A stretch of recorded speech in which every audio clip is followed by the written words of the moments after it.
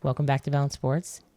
Here is the post-game interview from the Seattle Storm victory over the Chicago Sky on May 18th. We got the opportunity to speak with Ezi Magbagor, Stewie, and Coach Quinn. We're going to start with our in-person media. Percy, if you could go ahead. Sure. For Ezi, is there just something about the Sky that you like? This is. It's very blue. I mean, just is it the matchup, or just is it coincidence? What is it about this team that sort of brings out the best in you? I think just a coincidence. I honestly didn't even think about it until you said it. But no, I think like us as a team, we just match up well against them. And I think, a win was wanted, and we just came out and played well tonight. And then just for like Stewie, just if you just maybe describe just the things that you saw from Ezi tonight. Yeah, I think when Ezi's aggressive, everybody else plays off of her, and I think that her taking on a bigger role and realizing that and embracing it is obviously gonna help her continue to grow in her career, but also know that whatever Ezi wants to do, she can do on the court, and I'm gonna read off of her, and Sue's gonna read off of her, and Jules gonna read off of her, because we know the type of player that she is and that she's gonna continue to be. So when Ezi plays like she played tonight, it's gonna only help our team. Okay, Jeff Brown, please go ahead. Ezi, correct me if I'm wrong, but I believe you're the leading scorer for your Australian team. And then, with that, does that kind of change your mindset, or as far as now being more aggressive, having a bigger role, especially with Mercedes out, do you kind of have to take that mindset of, hey, to score? A little bit, yeah. I think obviously that does give me a little bit of confidence, but I think just with the team, it's definitely been a next woman up mentality. Obviously with Sadie's out, and then with Stewie and Piff out the last couple of games, you kind of just need to step up. I think everyone has that mindset. But yeah, I think like you said, it does give me a little bit of confidence coming into this season. And then Stewie, when you guys played Chicago, one of the games last year in Everett, you guys were up basically the entire game, had a fourth quarter collapse, they ended up winning the game. Did that ever, because it was kind of happening again tonight, did that run through your head at all? No, I blacked that out of my memory. I actually don't remember that. I don't either. I'm not sure if that's accurate. No, but I think, if you look at the box score in the second half, they beat us in both quarters. And that's just a point of emphasis, obviously. We had a lot of different factors this past couple weeks, us being stuck in Phoenix, games continuing on, and the biggest thing is getting the win and now having time to kind of collect our thoughts and get in the gym together tomorrow and get ready for LA. Okay. Julia Morrow, did you have a question? Yeah. As you're becoming a cheat code, what are you telling yourself internally, on the floor, to come up with these big stops and big moments? I don't know if I'd say cheat code, but just be a cheat code. I don't know. I think when obviously my teammates and the coaches kind of instill that confidence in me, I think I just have to kind of translate that into the game and know that they back me 100%. And then I think just like Stewie said with the last couple of games, I kind of just had to step up. So just having that at the back of my head. Okay, Hunter Haynes, please.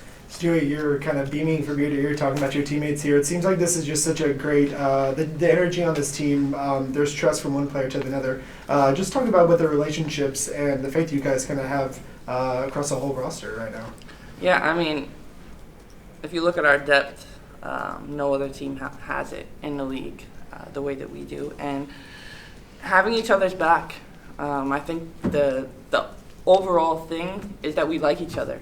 And that's really it, is, trusting that Ezi's going to be there or someone else and continuing to kind of uplift them and help them. Obviously, our goal is to win a championship, but our goal is also for players to get better and players to develop. All right, everyone, we're going to go for our Zoom round now. We're going to start with Kevin Pelton. We are gonna have time for one question each, okay? Kevin, please go ahead. Hey, Stewie, curious what the last week was like for you and what it was like kind of watching this team play without you. I was wondering when someone was going to ask. Oh, God. So Wednesday, I found out my COVID test was positive at 5 o'clock. Like, we were about to go to the game. I was dressed. And I was having some symptoms, and I had a test the day before, and it was negative. So from there on, we were able to kind of get to an Airbnb. We were in Phoenix.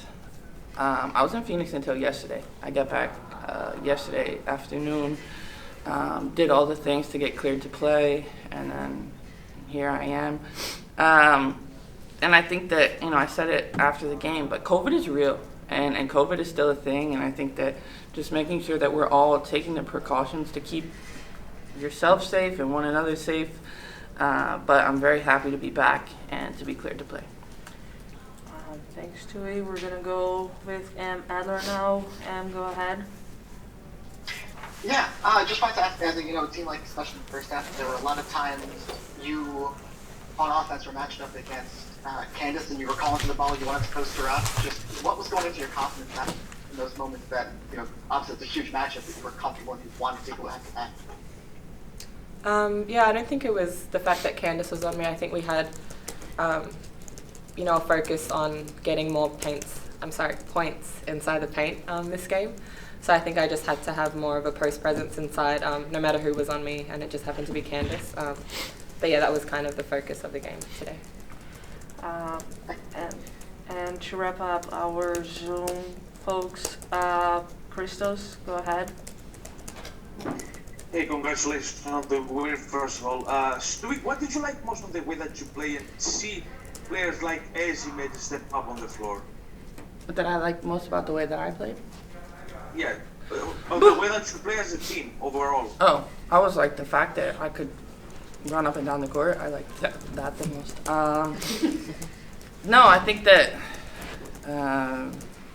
the game was tough. In the first half, we were able to really get out in transition and, score easily that way. And then the second half got a little bit more in the half court, more sloppy. And through the adversity, we were able to get the win. And really, that's the most important thing. And knowing that, we lost one at home the last game, but especially during this homestand, we want to win as many as we can because playing in this unbelievable arena in front of all of our fans, we have to take advantage of that because there's no other place like it. Okay, we have 2 more questions here. Sorry, 3 more questions. We have one from Charles. Do you still have a question, Charles? Go ahead. Stewie, playing the second most minutes on the Storm tonight, was there any sort of just kind of jet lag? You mentioned coming back yesterday. Was there any sort of get back into rhythm, or were you able to kind of just get back into the swing of things pretty easily? I mean, to be honest, we were just going to see how it was going, and I think that a lot of times when you're coming back from something, or just haven't played in a while, it's really mind over matter, and not focusing on what I was doing this past week or what was happening yesterday. Just the fact that I was here with my team and knowing that if I'm going to be on the court, I want to make an impact and doing that whatever I can. Okay, Jeff Brown. Yeah, so Stewie, I know you weren't playing in the last game, but as a team, you guys held Phoenix to 69 points. Tonight, Chicago 71. Just talk about the importance of being that good defensively. Yeah, we know that our defense is going to be obviously extremely important now, but as we get into the later part of the season, and building that trust and building that confidence that we know that someone's always got our back. And, I think you guys can see that it's developing from the first game until now. It's only been 5 games, which is crazy because I feel like we've been going for a month already. But, yeah, our defense is great, and now we got to get our offense going. We got to make some shots and get the looks that we want. Okay, and Percy Allen, please wrap us up. Yeah, just like in the past week, you've been doing what, and just how are you feeling? Because you haven't played in like 10 games. Yeah. So the first couple of days, I was just kind of like getting over My symptoms, they were pretty mild, but a lot of it was just like chest congestion and those type of things. And then doing like mild workouts, pool workouts, Pilates. You know, I had to kind of get moving a little bit, but I did like 8 sprints. Anything where I could kind of get the most out of it, but not go crazy because I still was sick. All right. Thank you so much, Ezzy and Stewie. We're gonna have Coach here in so just much. a second. Thank you. Thank you. All right, kiddo. Also from my son. Fancy. All right, everyone. We have Coach Noel Quinn with us. Coach, can you please start with a statement about the game? Yeah, take the win. It's good to have Stewie and Piff back on the floor. You know, again, ending the game in a defensive possession just shows the growth of our team. The amount of confidence that we have to be in games and sustain us defensively showed again. Even through the slippage of our offense, we're able to sustain and walk away with a hard-fought victory. So I'm encouraged. All right, we're gonna go with our in-person media, Percy Allen. Whenever you're like asked about Ezzy, I think the first thing that you say is she's 22 and that she should be in college. Just when she has a game like this, you think about what? How proud I am of her, because she's so deserving of the moments that she can show the world what we see every day of her. She works extremely hard. She's very humble. She's an amazing teammate. She's an amazing human being. And aside from that, she wants to be a great basketball player. And it's low maintenance. It's not anything but hard work and dedication to her craft. And I just am proud of moments like this because these are the things that we tell her every day that she's capable of. And when she's able to see it, and it's not just the points, it is the energy, it is the coming over to block shots, it's plugging holes, it is the things that aren't necessarily equated on the stat sheet that matter. And just continue to pour into her every single day, not only from me, but from the team and everyone. And she's just deserving of moments like this. And the amazing part about it is we are 5 games in, and she still will continue to grow and learn, and she's not even, scratch the surface of where we think that she can be. And just the thing that you saw from Stewie tonight, she was up here and she said that she had no idea what she could give you, that she didn't know about her stamina and energy like that. Just what did you say? Yeah, try to,